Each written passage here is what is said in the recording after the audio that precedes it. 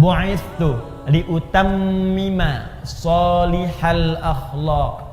Sungguh misi utamaku, misi utamaku ketika aku diutus ke muka bumi ini adalah untuk menyempurnakan kemuliaan akhlak. Untuk menyempurnakan kemuliaan akhlak. Jadi misi utama Nabi, kenapa diturunkan Al-Quran kepada Nabi? Untuk membimbing umatnya supaya berakhlak mulia. Kenapa Nabi menjelaskan lewat hadis? Supaya umatnya berakhlak mulia. Kenapa ada hikmah di balik ibadah? Supaya dengan hikmah itu dibimbing kepada akhlak yang mulia. Puncaknya ini. Jika ada orang jujur di bumi, umat Islam mesti lebih jujur. Kalau ada orang tawadhu di bumi, umat Islam mesti yang paling tawadhu. Kalau ada orang sabar di bumi, umat Islam mesti yang paling sabar. Kesempurnaan akhlak. Karena itu, perhatikan baik-baik. Bagian keempat ini, lihat puncaknya. Kembalikan ke Al-Baqarah 129. Rabbana wab'ats fihim rasulan minhum yatslu 'alaihim ayatika, ayat sudah. Wa yu'allimuhumul kitab, kitab sudah. Wal hikmah, hikmah sudah. Yang keempat, wa yuzakkihim, dan menjadikan hati mereka bersih suci. Kebersihan hati, kebersihan jiwa, itu yang disebut dengan puncak akhlak. Dalilnya, penegasannya di kitab Syu'abul Iman nomor hadis 2009 sampai 2010. Wa yuzakkihim, bersih jiwanya. Kalau jiwanya bersih, maka semua anggota tubuhnya pasti akan berbuat kebaikan. Perbuatan baik yang dikerjakan seluruh anggota tubuh itu yang disebut dengan akhlak namanya. Jelas sampai sini? Sekarang yuk kita buktikan. Saya agak pelan-pelan supaya kita mengerti. Fokus. Contoh sholat. Kembali. Ibadah bukan? Karena itu mesti ada apa? Dalil. Ambil dari Al-Quran. Dalilnya Quran surah kedua ayat 43. Jelas? Baik, caranya bagaimana? Yu'allimuhumul kitab, lihat di Al-Bukhari hadisnya, lihat di Muslim, ini cara sholatnya. Jadi nggak boleh ngarang-ngarang cara sholat sendiri, tidak boleh. Yang ketiga, hikmahnya apa? Tadi, hikmahnya untuk pembuktian kita sebagai seorang hamba. Misal, dalilnya Quran surah ke-20 ayat ke-14. Hikmahnya apalagi tadi? Untuk mendatangkan kebahagiaan. Misal, Quran surah ke-23 ayat 1 sampai 2. Qad aflahal mu'minun, sungguh orang beriman akan menggenggam kebahagiaan dan kesuksesan. Apa amalannya? Ayat keduanya, alladzina hum fi salatihim khashi'un, yaitu orang-orang yang salatnya khusyuk. Di puncak kebahagiaan bisa diraih dengan salat yang khusyuk. Nah, sekarang bagian terakhir. Salat yang baik itu pasti akan berdampak kepada akhlak. Akhlak yang mulia. Maaf, mata orang yang salat pasti baik. Telinga orang yang salat pasti mendengar yang baik. Tangan orang yang salat mengerjakan yang baik. Kaki orang yang salat akan melangkah kepada yang baik. Apa dalil dari semua ini? Semua perbuatan ibadah puncak tertingginya akhlak. Dalilnya diantaranya buka Quran surah ke-29 ayat ke-45.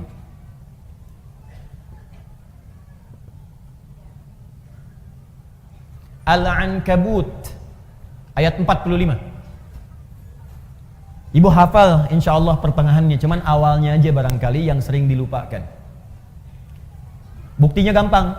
Innas sholata tanha. Itu pertengahannya. Awalnya utlu ma uhya ilaika minal kitab. Lihat utslu tilawah, Bu. Coba Ibu bandingkan dengan Al-Baqarah 129. Rabbana wab'ats fihim rasulan minhum yatslu alaihim ayatika. Yatslu itu baca, pelajari. Perintahnya utslu. Sebelum Anda sholat, baca dulu, pelajari dulu, lihat keterangan yang bersumber dari Nabi. Utslu, watslu, utslu. Lihat ayatnya, lihat keterangannya. Ada kan? Terus, utslu ma uhiya ilaika minal kitab. Kitab, ada lagi disebutkan. Ya, Rabbana wab'ats fihim rasulan minhum yatslu, utslu. Yatslu alaihim ayatika wa yu'allimuhumul kitab. Kitab disebutkan lagi. Utslu ma uhiya ilaika minal kitab. Kata Al-Quran, ibu sebelum sholat jangan tergesa-gesa untuk sholat. Keluarkan dulu semua tuntunan dari Nabi bagaimana cara sholat yang baik. Pahami bacaannya. Utslu itu punya 3 arti dari kata tilawah. Utslu dari kata tilawah punya 3 arti. 1, baca. 2, pahami yang dibaca. 3, amalkan yang dipahami itu. Tilawah namanya. Makanya kalau ada orang baca Quran, Supaya kita paham, di sampingnya kan ada yang menerjemahkan ya. Siapa yang menerjemahkan itu? Sari tilawah. Sebetulnya orang Arab itu tidak mengenal sari, kenalnya tilawah. Tilawah. Cuman mungkin di Indonesia yang pertama kali tilawah itu Bu Sari. Makanya disebut sari tilawah. Ya, coba kalau Adi, mungkin Adi tilawah gitu ya. Atau Daan tilawah gitu. Bisa. Ya. Jadi enggak, sari tilawah itu sebetulnya tambahan sarinya. Ya, sari tilawah, sarinya itu tambahan. Yang betulnya tilawahnya. Cuman karena mungkin pertama kali yang tilawah Bu Sari, makanya sari tilawah.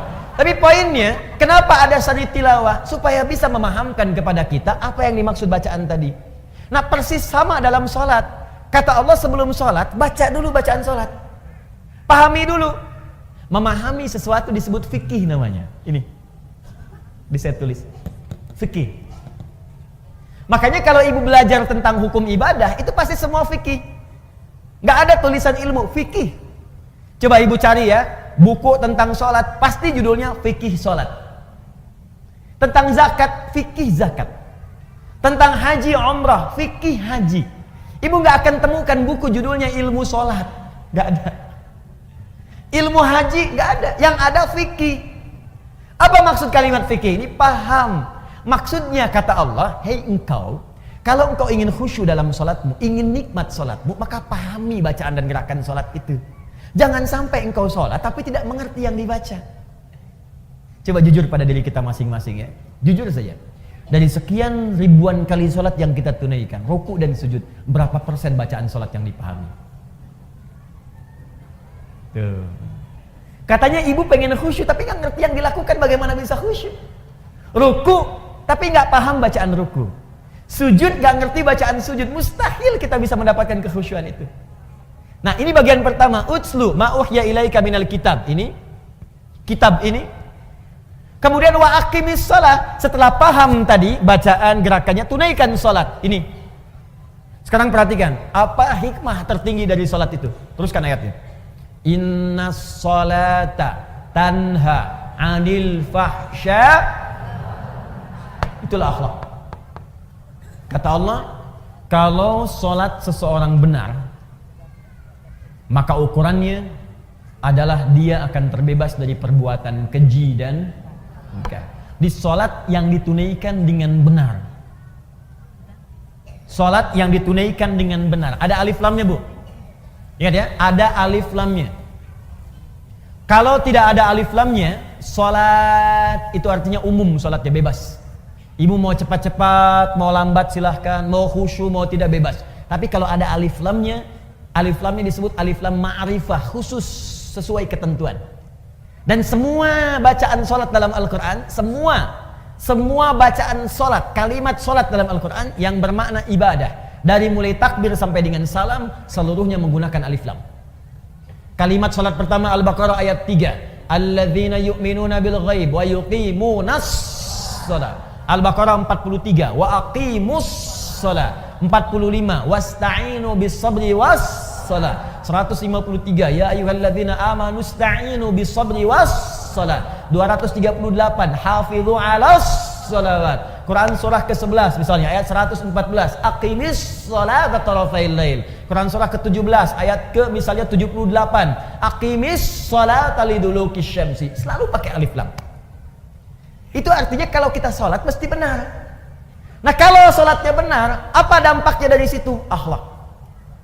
Tanha 'anil fahsya'i wal munkar. Maaf, semua orang baik itu sumber kebaikannya terbebas dari dua ini. Mohon izin Bu ya, kalau ibu anaknya, cucunya, atau kita sendiri ingin baik, rumusnya gampang. Bebaskan dari dua sumber ini. Tidak ada yang ketiga. Di keburukan itu cuma dua. Kalau bukan fahsya, pasti munkar. Kalau bukan fahsya, pasti munkar. Apa itu fahsya? Keji. Apa itu keji? Fahsya. Fahsya, keburukan yang bersumber dari syahwat. Pornografi, porno aksi, LGBT, yang jorok-jorok, yang kotor itu fahsya. Awas, hati-hati. Saya ulang ya. Pornografi, porno aksi, LGBT, homo, lesbi, transgender, sejenisnya itu fahsya namanya. Jadi mustahil ada orang sholat berbuat fahsya, mustahil. Makanya ketika seseorang sholatnya benar, itu pasti akan memberikan perisai pada dirinya dari perbuatan fahsya. Nih Bu ya, gak usah jauh-jauh. Kalau sholat kita benar, ibu lihat gambar di handphone, buka misalnya, ya. Begitu ingin lihat berita, tiba-tiba ada gambar yang tidak elok. Itu kalau sholat kita benar, dalam hati kita ada yang disebut dengan burhan namanya. Apa namanya? Burhan. Itu ada Ustadz Yusuf Burhan. Burhan. Laula an ra'a burhana rabbi. Burhan. Burhan itu petunjuk Allah. Saya ulang ya. Burhan itu petunjuk Allah yang muncul dalam hati, yang menjauhkan kita dari maksiat. Petunjuk Allah yang muncul dalam hati, yang menjauhkan kita dari maksiat. Nabi Yusuf pernah diajak berduaan oleh seorang perempuan, istri seorang pembesar, untuk melakukan hubungan yang tidak dibenarkan. Ya, ini dalil tidak dibenarkannya. Awas, perbuatan zina di luar nikah. Hati-hati di surat Yusuf. Ya, walaqad hammat bihi, ya, wa hamma biha laula an ra'a burhana rabbi.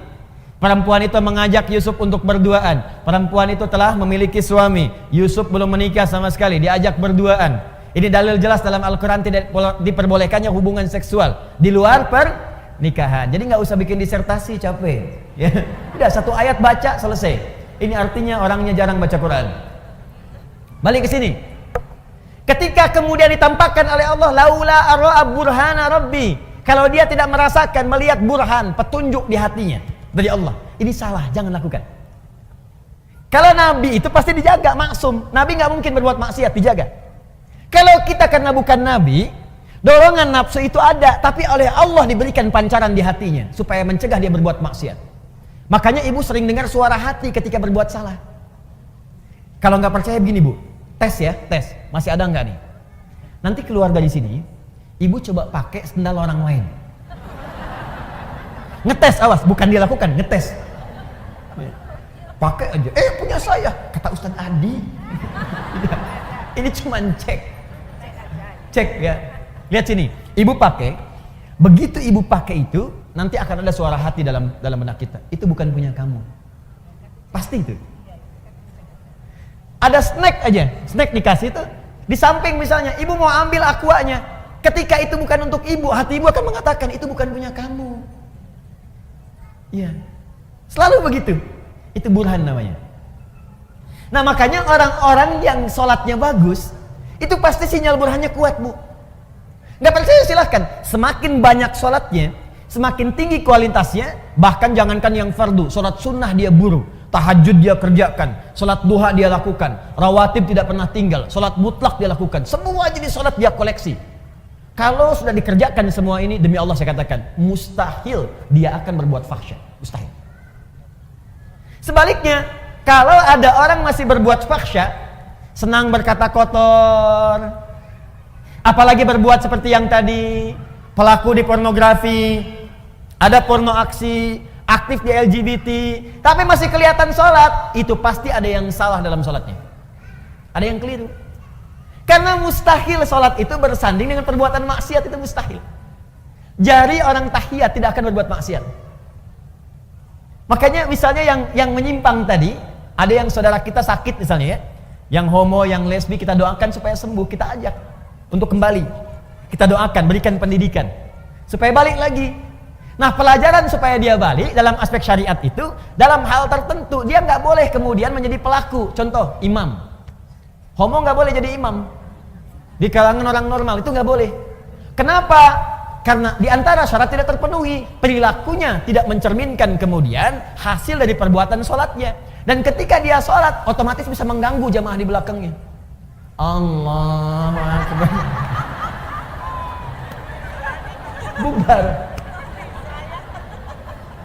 Bubar sholatnya.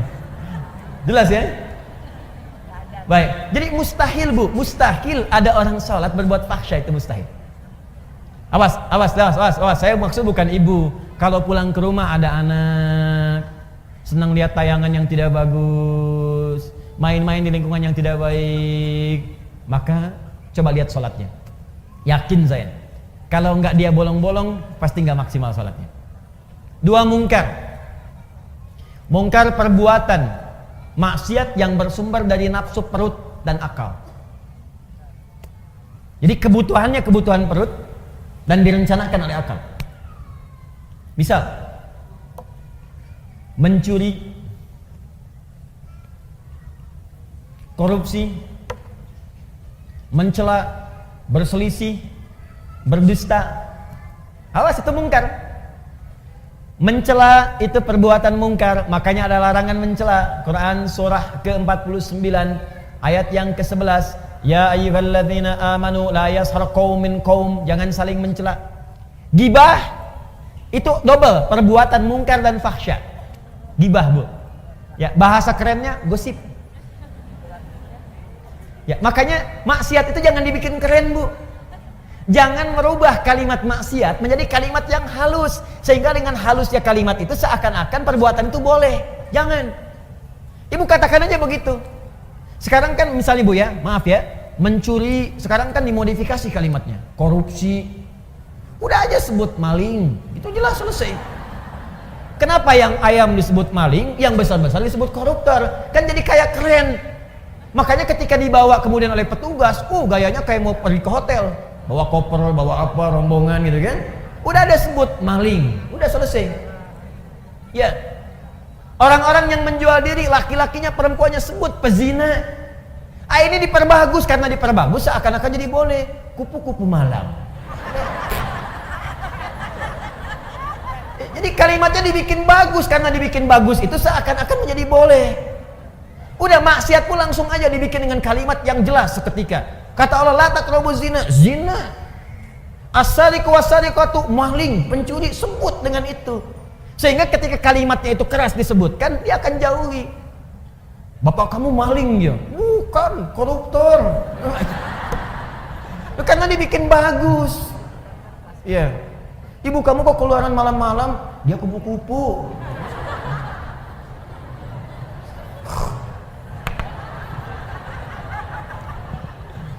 Paham?